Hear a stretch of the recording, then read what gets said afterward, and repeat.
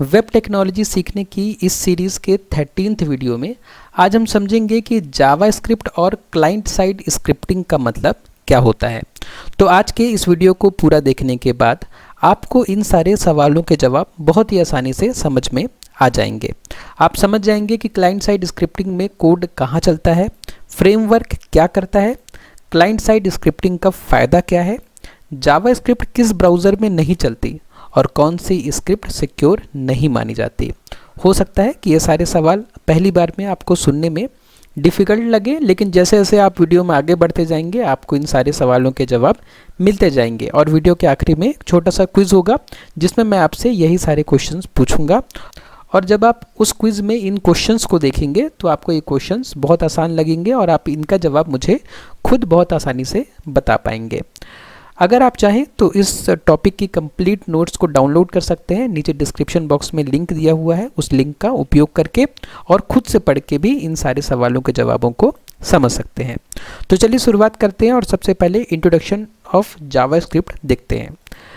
तो जावास्क्रिप्ट एक बहुत प्रसिद्ध और शक्तिशाली स्क्रिप्टिंग भाषा है। तो जावास्क्रिप्ट क्या है, बहुत फेमस है क्योंकि सबको पता है जावास्क्रिप्ट के बारे में। और जावास्क्रिप्ट बहुत पावरफुल है क्योंकि जावास्क्रिप्ट के छोटे छोटे कोड से हम बहुत बड़े बड़े काम कर सकते हैं। और जावास्क्रिप्ट क्या है, कि स्क्रिप्टिंग भाषा है। स्क्रिप्टिंग भाषा क्या होती है, इस बात को समझना भी बहुत ज़रूरी है। स्क्रिप्टिंग लैंग्वेज ऐसी लैंग्वेज होती है जिसे स्क्रिप्ट बनाने के लिए उपयोग किया जाता है। मतलब जैसे मूवीज़ में स्क्रिप्ट एक्टर्स को बताती है कि कौन सा डायलॉग कब बोलना है, वैसे ही ये लैंग्वेज किसी बड़े प्रोग्राम को बताती है कि कौन सा काम कब करना है।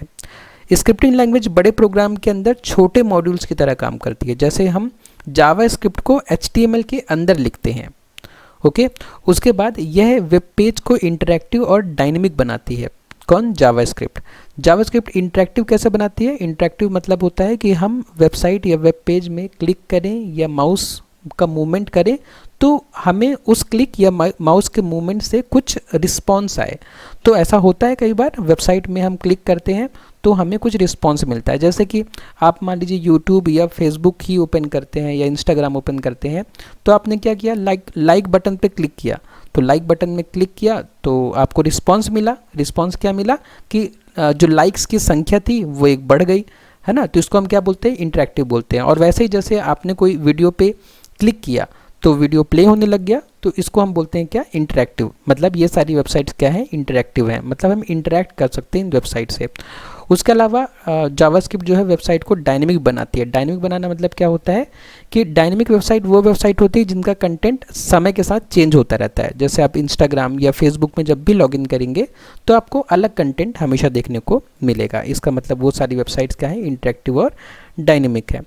यह आमतौर पर यूज़र के ब्राउज़र में रन होता है, ना कि सर्वर पर। तो जावास्क्रिप्ट का सबसे बड़ा एडवांटेज ये है कि यूज़र के ब्राउज़र में रन होता है। यूज़र के ब्राउज़र में रन होने से क्या होता है कि जावास्क्रिप्ट बहुत जल्दी एग्जीक्यूट हो जाती है और वेबसाइट पे एक्स्ट्रा दबाव या एक्स्ट्रा लोड नहीं पड़ता। उसके बाद HTML, CSS और जावास्क्रिप्ट मिलके एक परफेक्ट वेबसाइट बनाते हैं। जैसा कि हमने पिछले वीडियोज़ में भी समझा था कि HTML क्या करता है, वो वेबसाइट का स्ट्रक्चर बनाता है, और CSS क्या करता है, उस वेबसाइट में ब्यूटिफिकेशन ऐड करता है। मतलब थोड़ा वेबसाइट दिखने में बढ़िया हो जाती है जब हम HTML के ऊपर CSS लगाते हैं।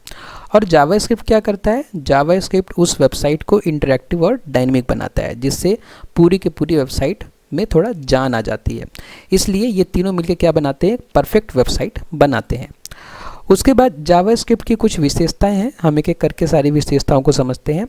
पहला कि जावास्क्रिप्ट जो है वो इवेंट बेस्ड होती है। मतलब जावास्क्रिप्ट का कोड कब एग्जीक्यूट होगा, जब हमने कुछ इवेंट किया, जैसे माउस का क्लिक या माउस का मूवमेंट। तो जावास्क्रिप्ट का कोड तभी ट्रिगर होगा जब हमने कोई इवेंट किया, जैसे हमने माउस से कोई बटन क्लिक की या माउस का मूवमेंट किया। उसके बाद जो जावास्क्रिप्ट होती है वो लाइट वेट होती है और फास्ट होती है। लाइट वेट मतलब कि जावास्क्रिप्ट के कोड को आपके वेबसाइट में रखने से आपकी वेबसाइट को लोड होने में बहुत प्रॉब्लम नहीं होगी। और फास्ट होता है क्योंकि ये क्लाइंट में ही एग्जीक्यूट होता है, आपके वेब ब्राउज़र में ही एग्जीक्यूट होता है, इसलिए बहुत फास्ट होती है जावास्क्रिप्ट। उसके बाद ऑब्जेक्ट ओरिएंटेड प्रोग्रामिंग सपोर्ट करती है। ऑब्जेक्ट ओरिएंटेड प्रोग्रामिंग सपोर्ट करने का फ़ायदा ये है कि आप कभी भी ऐसी वेबसाइट जिनमें जावास्क्रिप्ट का उपयोग हुआ है, कभी भी उन वेबसाइट को स्केल अप कर सकते हैं और लंबे समय तक मेंटेन कर सकते हैं। क्या होता है कि जब भी कोई language object oriented programming support करती है, तो उसमें जो भी हम कोड लिखते हैं वो ऑब्जेक्ट के फॉर्म में लिखते हैं, और ऑब्जेक्ट को रिमूव करना या नए ऑब्जेक्ट जोड़ना या ऑब्जेक्ट को मॉडिफाई करना, मेंटेन करना बहुत आसान हो जाता है। तो इसलिए जावास्क्रिप्ट का उपयोग करके अगर आपने कोई वेबसाइट बनाई है या उस वेबसाइट में कुछ कोड्स रखे हैं, तो उनको मॉडिफाई करना और लंबे समय तक मेंटेन करना काफ़ी आसान हो जाता है। उसके बाद सभी प्रमुख ब्राउज़र में सपोर्ट, मतलब जावास्क्रिप्ट हर ब्राउज़र में रन होती है। जो भी ब्राउज़र हम जानते हैं, जो भी फेमस ब्राउज़र हैं, जैसे गूगल क्रोम हो गया, एप्पल सफारी हो गया, मोजिला फायरफॉक्स हो गया, माइक्रोसॉफ्ट एज हो गया, सारे ब्राउज़र्स लगभग जावास्क्रिप्ट को सपोर्ट करते हैं। उसके बाद जो जावास्क्रिप्ट की नेक्स्ट प्रॉपर्टी है वो है एपीआई इंटीग्रेशन एंड फ्रेमवर्क्स के साथ काम। एपीआई मतलब क्या होता है? एपीआई मतलब होता है एप्लीकेशन प्रोग्रामिंग इंटरफेस। तो मतलब एपीआई को हम इंटीग्रेट कर सकते हैं जावास्क्रिप्ट का उपयोग करके। एपीआई की ज़रूरत हमें क्यों पड़ती है? एपीआई की ज़रूरत हमें पड़ती है ताकि डेवलपर को सारा काम ग्राउंड ज़ीरो से ना करना पड़े। जैसे मान लीजिए कि आप एक ई कॉमर्स वेबसाइट बना रहे हैं, अब उसमें आपको पेमेंट गेटवे चाहिए। अगर आप पेमेंट गेटवे भी बनाने लग जाएंगे तो वो आपको डबल काम पड़ जाएगा। तो पेमेंट गेटवे स्क्रैच से बनाने से अच्छा है कि आप पेमेंट गेटवे का एपीआई यूज़ कर लें। जैसे पेमेंट गेटवे के लिए पेटीएम और रेजोर पे एपीआईज होते हैं, आप उनका उपयोग कर लें तो आपकी वेबसाइट में पेमेंट होने लग जाएगा। उसी तरीके से मान लीजिए कि आप वेदर के लिए, वेदर इंफॉर्मेशन के लिए कोई ऐप बना रहे हैं, ठीक है, तो आप अब वेदर की जानकारी के लिए आपको पूरा स्क्रैच से काम करने की जरूरत नहीं है, पूरा जीरो से काम करने की जरूरत नहीं है। आप क्या कर सकते हैं, वेदर का जो एपीआई होता है वो आप उपयोग कर लीजिए अपने वेबसाइट में, तो आपका काम जो है बहुत हल्का हो गया। तो एपीआई इंटीग्रेशन से क्या होता है, हमारी वेबसाइट्स में बहुत सारे फीचर्स हम ऐड कर सकते हैं बिना बहुत ज़्यादा मेहनत किए। उसके अलावा फ्रेमवर्क्स के साथ काम, मतलब जावास्क्रिप्ट को आप फ्रेमवर्क के साथ भी यूज़ कर सकते हैं। बहुत सारे फ्रेमवर्क्स होते हैं जैसे रिएक्ट, एंगुलर, है ना, तो ये सब का उपयोग करके आप जावास्क्रिप्ट की कोडिंग बहुत आसानी से कर सकते हैं। उसके बाद जावास्क्रिप्ट के कुछ प्रसिद्ध फ्रेमवर्क्स के बारे में चर्चा कर लेते हैं। फ्रेमवर्क्स का मतलब क्या होता है, पहले इस बात को समझना भी जरूरी है। फ्रेमवर्क का मतलब है एक तैयार ढांचा या स्ट्रक्चर या सेटअप, मतलब पहले से आपको एक स्ट्रक्चर बना के दे दिया गया है जिसमें पहले से लिखे गए कोड और टूल्स होते हैं ताकि हम आसानी से और जल्दी से एप्लीकेशन बना सके। क्या होगा कि जब भी आप जावास्क्रिप्ट में प्रोग्रामिंग करेंगे तो आपको सब कुछ शुरू से करना पड़ेगा, लेकिन अगर आपको जावास्क्रिप्ट की बेसिक नॉलेज है तो आप जावास्क्रिप्ट का कोई फ्रेमवर्क भी सीख सकते हैं। उससे क्या होगा कि आपको जावास्क्रिप्ट के बेसिक कोड्स नहीं लिखने पड़ेंगे, बेसिक कोड उसमें आपको बने बनाए मिल जाएंगे, बस आपको सारे जो कोड्स होंगे उनको इंटीग्रेट करना आना चाहिए। उसके बाद में यह डेवलपर्स का समय और मेहनत बचाता है क्योंकि हर चीज़ को शुरुआत से लिखने की ज़रूरत नहीं पड़ती है। तो कुछ फेमस फ्रेमवर्क्स हैं जैसे कि रिएक्ट, एंगुलर और Vue.js। तो ये कुछ फेमस फ्रेमवर्क्स हैं जो कि जावास्क्रिप्ट का कोड लिखने के लिए उपयोग किए जा सकते हैं। इसके बाद अब हम समझते हैं कि जावास्क्रिप्ट का यूज़ हम कहाँ कहाँ करते हैं। जैसे यूज़र इंटरेक्शन के लिए हम जावास्क्रिप्ट का उपयोग करते हैं, जैसे बटन पर क्लिक या अलर्ट शो करने के लिए हम जावास्क्रिप्ट का उपयोग करते हैं। फॉर्म वैलिडेशन के लिए हम उपयोग करते हैं और इमेज स्लाइडर्स और ड्रॉप डाउन मेनू के लिए हम उपयोग करते हैं। तो एक एक करके हम इनको देखते हैं। जैसे मान लीजिए कि यूज़र इंटरेक्शन के लिए, कि यूज़र से हम इंटरेक्ट करना चाह रहे हैं तो उसके लिए हम जावास्क्रिप्ट का उपयोग कैसे करेंगे। तो इस बात को समझने के लिए यहाँ पे एक वेब पेज बनाया है मैंने, है ना। इस वेब पेज में क्या है कि जावास्क्रिप्ट डेमो वेबसाइट है ये। इसमें हम दिखाना चाह रहे हैं कि जावास्क्रिप्ट से हम क्या क्या कर सकते हैं। तो जैसे पहला यूज़र इंटरेक्शन करने के लिए हम जावास्क्रिप्ट का उपयोग कर सकते हैं। जैसे ये बटन है यहाँ पे, इसमें लिखा हुआ है क्लिक मी। अगर हम क्लिक करेंगे तो यहाँ पे देखिए ये मैसेज आ गया कि यू क्लिक्ड मी, ठीक है। तो इससे क्या हुआ, यूज़र इंटरेक्शन कर रहा है, मतलब यूज़र ने क्या किया, क्लिक किया तो वेबसाइट यूज़र को कुछ मैसेज दे रही है। तो इस तरीके से जो वेबसाइट है यूज़र से इंटरेक्ट कर रही है। उसके अलावा फॉर्म वैलिडेशन में भी हम जावास्क्रिप्ट का उपयोग करते हैं।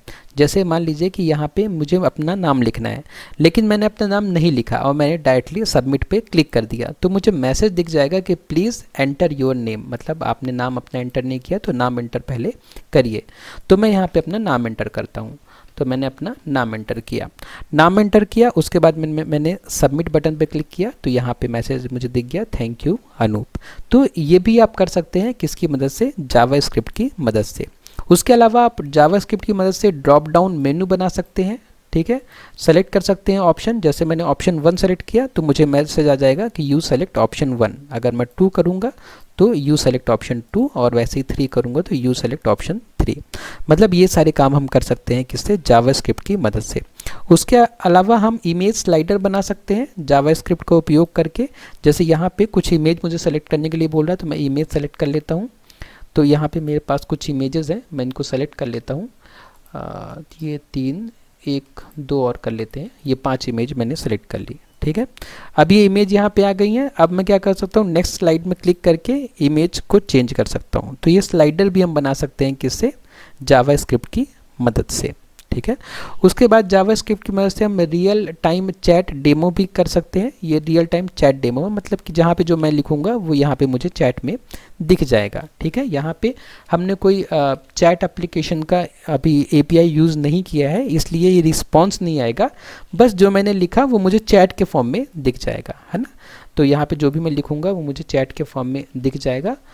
तो मतलब ये भी एक एप्लीकेशन है या यूज़ है किसका, जावास्क्रिप्ट का। उसके बाद हम गेम और एनिमेशन में भी जावास्क्रिप्ट का उपयोग कर सकते हैं। जैसे ये यहाँ पे ये बॉक्स दिख रहा है, जब भी मैं स्टार्ट में क्लिक करूँगा तो ये बॉक्स क्या है, मूव करना शुरू कर देगा। तो ये सारी चीज़ें हम कर सकते हैं किससे, जावास्क्रिप्ट से। जैसे जैसे इस कोर्स में हम आगे बढ़ेंगे तो हम जावास्क्रिप्ट के कोड्स को समझते जाएंगे और हम भी ये सारी चीज़ें करना धीरे धीरे सीखते जाएंगे। तो जावास्क्रिप्ट का जो उपयोग है, जो प्रयोग है, वो यूज़र इंटरेक्शन के लिए हमने देखा, अभी फॉर्म वैलिडेशन के लिए हमने देखा, इमेज स्लाइडर और ड्रॉप डाउन मेनू बना सकते हैं हम जावास्क्रिप्ट से। उसके अलावा रियल टाइम चैट ऐप्स भी बना सकते हैं, और गेम डेवलपमेंट और एनिमेशन के लिए भी जावास्क्रिप्ट का हम उपयोग कर सकते हैं। तो इतनी बढ़िया बढ़िया चीज़ कर सकते हैं हम जावास्क्रिप्ट से। हम इस कोर्स में अभी धीरे धीरे इन सब चीज़ों को करना सीखेंगे, ठीक है, क्योंकि एक दिन में सारी चीज़ें समझ में आना थोड़ा मुश्किल है। उसके बाद जावास्क्रिप्ट के लिए ब्राउज़र कौन से हैं, सभी बड़े ब्राउज़र जैसे Chrome, Firefox, Safari, Edge JavaScript को सपोर्ट करते हैं। पुराने या डिसेबल किए गए ब्राउज़र में चलने में दिक्कत हो सकती है। तो पुराने ब्राउज़र या डिसेबल किए ब्राउज़र मतलब कि जिनका उपयोग अब नहीं होता, उनमें हो सकता है जावास्क्रिप्ट ना चले, लेकिन जितने भी लेटेस्ट ब्राउज़र हैं, ठीक है, उन सब में जावास्क्रिप्ट जो है बहुत आसानी से वो रन कर जाता है। इसलिए सारे ब्राउज़र ही जावास्क्रिप्ट को सपोर्ट करते हैं। अब हम समझते हैं कि क्लाइंट साइड स्क्रिप्टिंग का मतलब क्या होता है। तो क्लाइंट साइड स्क्रिप्टिंग का मतलब होता है कि कोड यूज़र के ब्राउज़र में चलता है, सर्वर पर नहीं, ठीक है। जैसे कि नाम से हमें समझ में आ रहा है, क्लाइंट साइड स्क्रिप्टिंग मतलब जो कोड होगा, जो स्क्रिप्ट होगा, वो कहाँ रन होगा, क्लाइंट की तरफ में। और क्लाइंट मतलब क्या होता है, हमारा वेब ब्राउज़र। तो जो भी कोड होगा वो हमारे ब्राउज़र में रन होगा, न कि सर्वर में। इससे यूज़र को तेज़ी से रिस्पॉन्स मिलता है, ठीक है। तो क्लाइंट साइड स्क्रिप्टिंग जब भी उपयोग होगी तो यूज़र को तेज़ी से रिस्पॉन्स मिलेगा। जावास्क्रिप्ट इसका सबसे बड़ा उदाहरण है। तो जो हमने अभी जावास्क्रिप्ट समझा वो क्लाइंट साइड स्क्रिप्टिंग ही है, और जावास्क्रिप्ट क्लाइंट साइड स्क्रिप्टिंग का सबसे बड़ा उदाहरण है। क्लाइंट साइड स्क्रिप्टिंग का फ़ायदा क्या होता है, तेज़ रिस्पॉन्स और बेहतर यूज़र इंटरफेस मिलता है, या यूज़र एक्सपीरियंस मिलता है। जब भी हम क्लाइंट साइड स्क्रिप्टिंग करते हैं तो हमें रिस्पॉन्स बहुत तेज़ी से मिलता है, क्योंकि कोड हमारा हमारे ही क्लाइंट में एग्जीक्यूट हो रहा है, और बेहतर यूज़र एक्सपीरियंस मिलता है। उसके बाद सर्वर लोड कम, तो सर्वर में लोड कम हो जाता है क्योंकि सभी जो यूज़र्स हैं वो अपने अपने ही सिस्टम्स में क्लाइंट साइड स्क्रिप्टिंग को एग्जीक्यूट कर रहे हैं, तो सर्वर में लोड कम हो जाता है। बैंडविड्थ की बचत होती है, क्योंकि आपको क्लाइंट साइड जो स्क्रिप्टिंग होती है उसको रन करने के लिए आपको इंटरनेट का उपयोग नहीं करना पड़ता है, तो आपको बैंडविड्थ की भी बचत हो जाती है। आकर्षक और इंटरैक्टिव यूज़र इंटरफेस, तो हम क्लाइंट साइड स्क्रिप्टिंग का उपयोग करके आकर्षक और इंटरैक्टिव यूज़र इंटरफेस बना सकते हैं। उसके बाद में क्लाइंट साइड और सर्वर साइड स्क्रिप्टिंग की अगर हम तुलना करें तो क्लाइंट साइड जो स्क्रिप्ट्स होते हैं वो यूज़र के ब्राउज़र में रन होते हैं, जबकि सर्वर साइड स्क्रिप्ट जो होते हैं वो सर्वर पर रन होते हैं। क्लाइंट साइड स्क्रिप्ट की जो स्पीड होती है वो तेज़ होती है, सर्वर साइड की जो स्क्रिप्ट की जो स्पीड होती है वो धीमी होती है।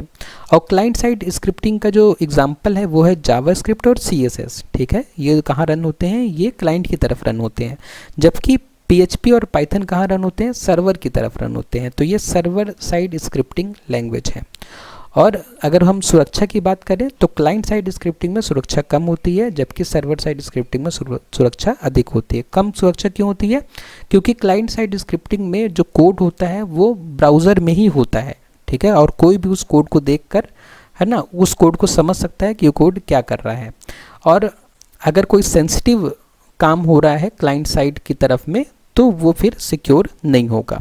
लेकिन अगर वही कोड हमारा सर्वर की तरफ रन होता और सर्वर की तरफ वो कोड होता तो वो सिक्योरिटी पर्पज़ से अच्छा होता। तो इसलिए जो क्लाइंट साइड स्क्रिप्टिंग होती है उसमें सिक्योरिटी का इश्यूज़ होते हैं, जबकि सर्वर साइड स्क्रिप्टिंग में सिक्योरिटी का कोई इशू नहीं होता है। उसके बाद अगर हम आज की इस वीडियो को कंक्लूड करें तो आज की इस वीडियो में हमने समझा जावास्क्रिप्ट वेबसाइट को जीवंत और इंटरेक्टिव बनाती है। क्लाइंट साइड स्क्रिप्टिंग से फास्ट और स्मार्ट वेबसाइट बनाई जा सकती हैं, जैसे कि हमने देखा कि जावास्क्रिप्ट का उपयोग करके हम फास्ट और स्मार्ट वेबसाइट बना सकते हैं। सिक्योरिटी के लिए सर्वर साइड स्क्रिप्टिंग का साथ जरूरी होता है। अगर आपको सिक्योरिटी चाहिए तो आप ऐसे कोड जो कि सेंसिटिव हैं उनको सर्वर पे ही एग्जीक्यूट करें तो ज़्यादा बेहतर होगा। उसके बाद फ्रेमवर्क्स की मदद से डेवलपर कम समय में ज़्यादा बड़ा काम कर सकते हैं। मतलब कि अगर आप एक डेवलपर हैं, आपको कोई बड़ा काम करना है तो आप फ्रेमवर्क्स का उपयोग करिए। फ्रेमवर्क्स का उपयोग करके आप स्क्रिप्टिंग जो है वो बहुत आसानी से और कम समय में कर पाएंगे।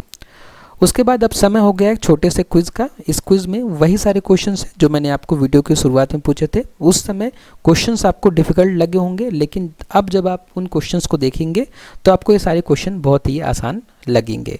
तो चलिए शुरू करते हैं आज के इस क्विज़ को। और सबसे पहला क्वेश्चन है आज के इस क्विज़ का कि क्लाइंट साइड स्क्रिप्टिंग में कोड कहाँ चलता है। अभी हमने डिस्कस किया कि क्लाइंट साइड स्क्रिप्टिंग में कोड कहाँ चलता है। तो पहला ऑप्शन है सर्वर पर, ब्राउज़र पर, क्लाउड पर या डेटाबेस पर। तो इसका सही आंसर है ऑप्शन नंबर बी, ब्राउज़र पर। तो जब हम क्लाइंट साइड स्क्रिप्टिंग में कोड चलाते हैं तो वो कोड जो है कहाँ चलता है, वो कोड ब्राउज़र में चलता है। उसके बाद जो क्वेश्चन नंबर 2 है वो है कि फ्रेमवर्क क्या करता है। नए ब्राउज़र बनाता है, कोडिंग आसान बनाता है, इंटरनेट स्पीड बढ़ाता है या ऑपरेटिंग सिस्टम बदलता है। तो फ्रेमवर्क क्या करता है, जैसे कि हमने समझा कि कोडिंग को आसान बनाता है। तो फ्रेमवर्क कोडिंग को आसान बनाता है, मतलब हम फ्रेमवर्क का उपयोग करके आसानी से कोडिंग कर सकते हैं। उसके बाद में क्लाइंट साइड स्क्रिप्टिंग का फ़ायदा क्या है। सर्वर पर कम लोड होता है, नेटवर्क धीमा हो जाता है, प्रोग्राम स्लो चलता है या वेबसाइट बंद हो जाती है। नहीं, इसका सही आंसर है कि सर्वर पर लोड कम होता है। कब? जब हम क्लाइंट साइड स्क्रिप्टिंग का उपयोग करते हैं। तो इसलिए हमें ऐसे कोड जिनमें सिक्योरिटी का इशू नहीं है उसको हमें कहाँ पे रन करना चाहिए, क्लाइंट साइड में। ओके। उसके बाद में क्वेश्चन नंबर 4 है कि जावास्क्रिप्ट किस ब्राउज़र में नहीं चलती। तो जावास्क्रिप्ट कौन सा ब्राउज़र में चलती, क्रोम में, फायरफॉक्स में, इंटरनेट एक्सप्लोरर में या सभी लेटेस्ट ब्राउज़र पर चलता है। तो जो जावास्क्रिप्ट होती है वो सभी लेटेस्ट ब्राउज़र्स पर चलती है। उसके बाद आज के इस क्विज का जो आखिरी क्वेश्चन है वो है कि कौन सी स्क्रिप्ट सिक्योर नहीं मानी जाती। कौन सी स्क्रिप्ट सिक्योर नहीं मानी जाती है, server side script, client side script, encrypted script या सिक्योर स्क्रिप्ट। तो हमने समझा था कि क्लाइंट साइड स्क्रिप्ट जो है वो सिक्योर नहीं मानी जाती, क्योंकि अगर सेंसिटिव इंफॉर्मेशन है आपके स्क्रिप्ट में तो वो चुराई जा सकती है।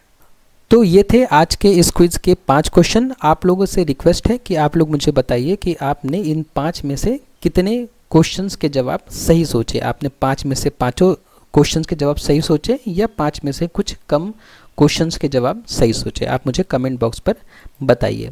उसके बाद मैं आपको फिर से रिमाइंड करा दूं कि आप चाहें तो इस टॉपिक के कंप्लीट नोट्स को डाउनलोड कर सकते हैं। नीचे डिस्क्रिप्शन बॉक्स में लिंक दिया हुआ है। और अगर आपको वीडियो पसंद आए तो वीडियो को लाइक करें, शेयर करें अपने फ्रेंड्स के साथ में और सब्सक्राइब करें चैनल को। आपने वीडियो को लास्ट तक देखा उसके लिए बहुत बहुत धन्यवाद।